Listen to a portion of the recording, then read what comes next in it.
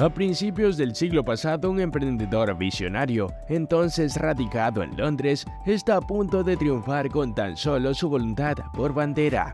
¿Cuál es su empeño? Dar a conocer al mundo relojero de la época una firma todavía ignorada. Rolex, un nombre inédito inventado a inicios del siglo XX que en pocos decenios acabaría por convertirse en una de las marcas más famosas del mundo. Hans Wilsdorf, fundador de Rolex, estaba íntimamente convencido de la capacidad del ser humano para innovar con la excelencia como objetivo.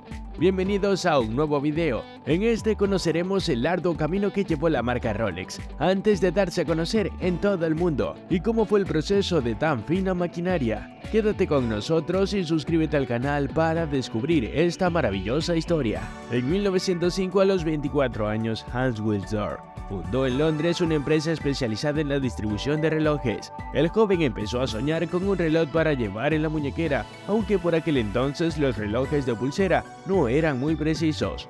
Hans Wilsdorf tuvo el presentimiento de que podría llegar a ser, además de elegantes, fiables. En aquella época las mujeres europeas comenzaron a lucir una peculiar visión del reloj de bolsillo. Con la cadena atada a la muñeca, había nacido el reloj de pulsera. No era la primera vez que se veía y de hecho su origen se sitúa en torno a 1812, sin ser muy popular. En 1905 se asoció con su cuñado Alfred Davis para crear la compañía Wilsdorf y Davis. Vendían a joyeros relojes de pulsera fabricados con componentes suizos, ensamblados en cajas británicas. La historia de Rolex comienza con Hans Wilsdorf, quien quería que sus relojes llevaran un nombre corto, fácil de pronunciar y de recordar en cualquier idioma, que luciera bien en la esfera y el movimiento. Asimismo, el 2 de julio de 1908 el empresario registró oficialmente la marca Rolex en Suiza. En realidad, el nombre es una de las primeras piedras sobre las que se erigió el éxito rotundo de la empresa y por supuesto no fue fruto de la casualidad, o al menos no totalmente.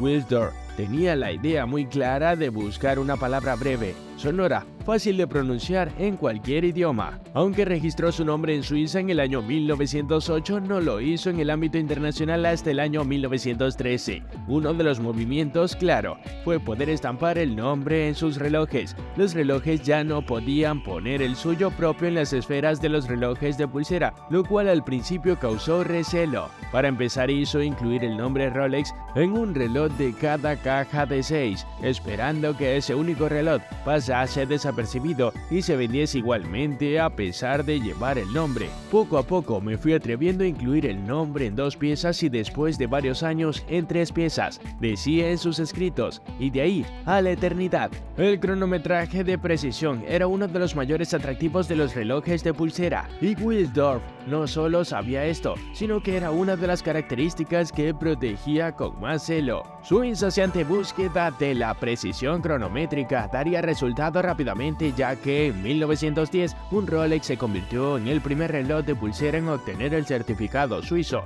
de precisión cronométrica, otorgado por el Centro Oficial de Calificación de Relojes en Biel, Suiza. Asimismo, en 1914 el Observatorio de Kew de Gran Bretaña otorgó el reloj de pulsera Rolex un certificado de alta precisión. Hasta entonces se entregaba únicamente a los cronómetros marinos. Desde entonces, el reloj de pulsera Rolex es sinónimo de precisión. Rolex se trasladó a Ginebra, una ciudad reconocida internacionalmente por su relojería, donde la empresa Rolex S.A. fue registrada en Ginebra en el año 1920. Asimismo, Wilsdorf estaba entonces centrado en desarrollar un modelo con hermeticidad, por lo que no podía perder tiempo ni dinero en otros asuntos. Volvió a Suiza y solo un año después, en el año 1920, creó la sociedad anónima llamada Montres Rolex S.A. En 1926, el Rolex Oyster marcó una fecha muy importante para la compañía. Después de varios años de trabajo, Wilsdorf al fin había dado con un mecanismo que aseguraba la hermeticidad. La clave estaba en el bisel estriado y el fondo acanalado de la caja del reloj. Ambos elementos permitían el enroscado de los elementos sobre la carrura, gracias a una herramienta específica inventada por Rolex, siendo el primer reloj hermético. Además, fue el año en que Wilsdorf decidió no volver a producir ningún reloj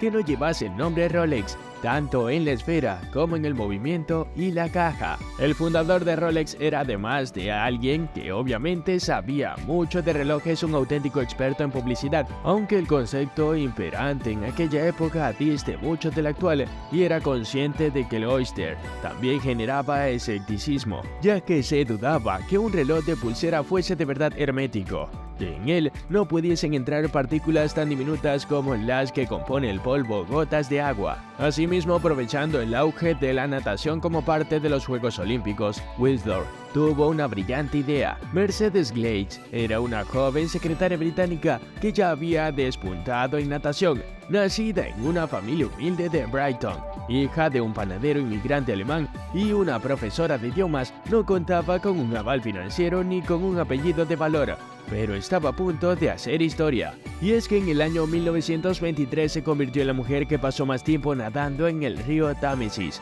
en solo 10 horas y 45 minutos. En octubre de 1927, y después de 7 intentos, la nadadora se convirtió en la primera mujer en cruzar a nado el Canal de la Mancha, hito que hizo luciendo un Rolex Oyster, que al acabar la hazaña seguía intacto y probaba así que en efecto la hermeticidad era un hecho. Esto fue anunciado por todo lo alto como la marcha triunfal de Rolex Oyster por todo el mundo. Fue el comienzo de la alianza de Rolex con grandes personalidades y por lo tanto de su concepto testimonial, todavía hoy sigue vigente. El reloj de pulsera ya había conseguido demostrar primero su precisión y segundo su hermeticidad, pero seguía siendo necesario darle cuerda a mano. En 1931 Rolex consiguió desarrollar y después patentar el rotor perpetual, un mecanismo de cuerda automático con rotor libre para reloj de pulsera. Bastaba un ligero movimiento de muñeca para que la media luna en su interior armase el muelle de barrilete, haciéndolo más cómodo para el portador del reloj, y por otro lado no era necesario desenroscarlo, por lo que la hermeticidad estaba siempre asegurada. El mismo año se registra la corona de Rolex, que hoy sigue siendo el logotipo de la marca. El refuerzo de imagen de marca continuó en los años siguientes, ya que en 1933 registra el nombre Rolesor para designar la unión de oro y acero en el mismo reloj, algo que también pasó a formar parte de los códigos estéticos de Rolex para la posteridad. Cabe resaltar que durante la década de los 60 la línea Oyster Perpetual siguió creciendo y adentrándose en lo más profundo de los océanos gracias a expansiones cada vez más heroicas. Fue el comienzo de la larga tradición de alianza de Rolex con las expediciones submarinas. Esta es la historia del éxito del reloj más famoso del mundo, que ha dejado una huella marcando los estándares de alta gama en la relojería. ¿Y a ti, qué te parece la marca Rolex? Déjanos tu comentario en la cajita de opiniones. Sin más que decir, hemos llegado al final de este video. Deja un gran like y además activa la campanita de notificaciones, suscríbete al canal y estate atento a nuevo contenido. Desde acá nosotros nos despedimos y nos vemos en un próximo video.